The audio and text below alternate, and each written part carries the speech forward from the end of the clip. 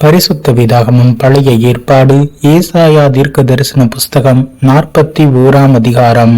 தீவுகளே, எனக்கு முன்பாக மௌனமாயிருங்கள். ஜனங்கள் தங்கள் பலனை புதிதாக்கிக் கொண்டு சமீபித்து வந்து பின்பு பேசக்கடவர்கள். நாம் ஒருமிக்க நியாயஸ்தானத்துக்கு முன்பாக சேர்வோம். கிழக்கிலிருந்து நீதிமானை எழுப்பி தமது பாதப்படியிலே வரவழைத்தவர் யார்? ஜாதிகளை அவனுக்கு ஒப்புக் கொடுத்து அவனை ராஜாக்களுக்கு ஆண்டவனாக்கி அவர்களை அவன் பட்டயத்துக்கு தூசியும் அவன் வில்லுக்கு சிதறடிக்கப்பட்ட தாளடியுமாக்கி அவன் அவர்களை துரத்தவும் தங்கள் கால்கள் நடவாதிருந்த பாதையிலே சமாதானத்தோடு நடக்கவும் பண்ணினவர் யார்? அதை செய்து நிறைவேற்றி ஆதி முதற்கொண்டு தலைமுறைகளை வரவழைக்கிறவர் யார்? முந்தினவராயிருக்கிற கர்த்தராகிய நான் தானே, பிந்தினவர்களோடும் இருப்பவராகிய நான் தானே. தீவுகள் அதை கண்டு பயப்படும், பூமியின் கடையாந்தரங்கள் நடுங்கும். அவர்கள் சேர்ந்து வந்து ஒருவருக்கொருவர் ஒத்தாசை செய்து திடன்கொள் என்று சகோதரனுக்கு சகோதரன் சொல்கிறான். ஒருவருக்கு ஒருவர் ஒத்தாசை செய்து திடன்கொள் என்று சகோதரனுக்கு சகோதரன் சொல்கிறான்.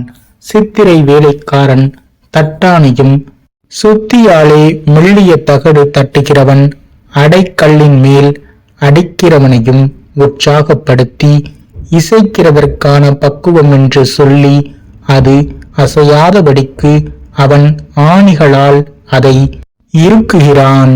என் தாசனாகிய இஸ்ரவேலே, நான் தெரிந்து கொண்ட யாக்கோபே, என் சிநேகிதனான ஆபிரகாமின் சந்ததியே, நான் பூமியின் கடையாந்திரங்களிலிருந்து உன்னை எடுத்து அதன் எல்லைகளில் இருந்து அழைத்து வந்து, நீ என் தாசன், நான் உன்னை தெரிந்து கொண்டேன், நான் உன்னை வெறுத்து விடவில்லை என்று சொன்னேன். நீ பயப்படாதே, நான் உன்னுடனே இருக்கிறேன், திகையாதே. நான் உன் தேவன், நான் உன்னை பலப்படுத்தி உனக்கு சகாயம் பண்ணுவேன். என் நீதியின் வலது கரத்தினால் உன்னை தாங்குவேன். இதோ உன்மேல் எரிச்சலாயிருக்கிற யாவரும் வெட்கி இலச்சையடைவார்கள். உன்னோடே வழக்காடுகிறவர்கள் நாசமாகி ஒன்றுமில்லாமற் போவார்கள். உன்னோடே போராடினவர்களை தேடியும் காணாதிருப்பாய். உன்னோடே யுத்தம் பண்ணின மனுஷர் ஒன்றுமில்லாமல் இல்பொருளாவார்கள்.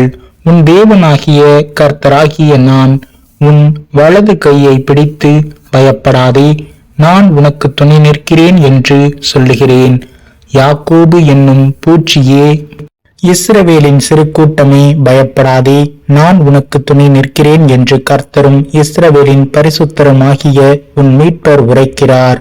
இதோ போர் அடிக்கிறதற்கு நான் உன்னை புதிதும் கூர்மையுமான பற்களுள்ள எந்திரமாக்குகிறேன். நீ மலைகளை மிதித்து நொறுக்கி குன்றுகளை பதருக்கு ஒப்பாக்கி விடுவாய். அவைகளை தூற்றுவாய். அப்பொழுது காற்று அவைகளை கொண்டு போய் சுழல் காற்று அவைகளை பறக்கடிக்கும். நீயோ கர்த்தருக்குள்ளே களி கூர்ந்து இஸ்ரவேலின் பரிசுத்தருக்குள்ளே மேன்மை பாராட்டிக் கொண்டு இருப்பாய்.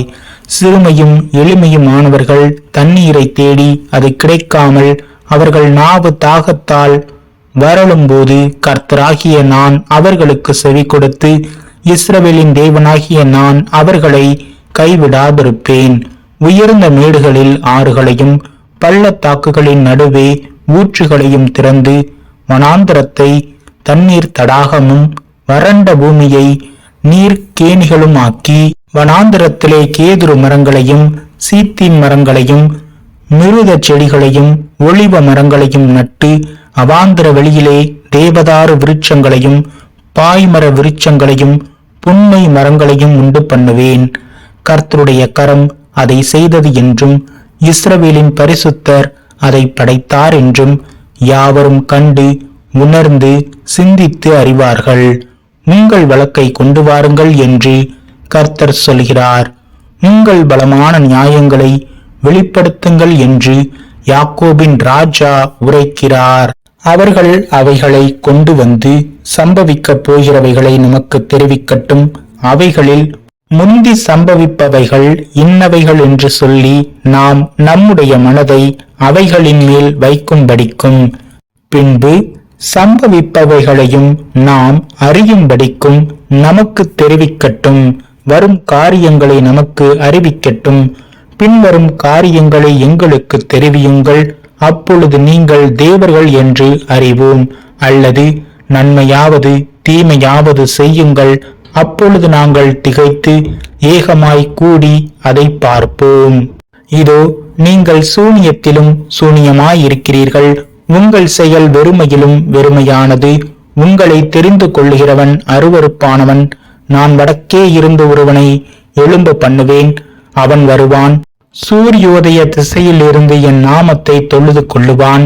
அவன் வந்து அதிபதிகளை சேற்றை போலவும் குயவன் களிமண்ணை மிதிப்பது போலவும் மிதிப்பான். நான் அதை அறியும்படியாக ஆதியில் சொன்னவன் யார்?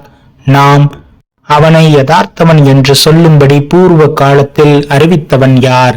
அறிவிக்கிறவன் ஒருவனும் இல்லையே, உரைக்கிறவனும் இல்லையே, உங்கள் வார்த்தைகளை கேட்கிறவனும் இல்லையே. முதல் நானே சீயோனை நோக்கி இதோ அவைகளை பார் என்று சொல்லி எருசலேமுக்கு சுவிசேஷகரை கொடுக்கிறேன். நான் பார்த்தேன், அவர்களில் அறிவிக்கிறவன் ஒருவனும் இல்லை. நான் கேட்கும் காரியத்துக்கு பிரதியுத்தரம் கொடுக்கத்தக்க ஒரு ஆலோசனைக்காரனும் அவர்களில் இல்லை. இதோ அவர்கள் எல்லாரும் மாயை. அவர்கள் கிரியைகள் வெறுதா. அவர்களுடைய விக்கிரகங்கள் காற்றும் வெறுமையும் தானே.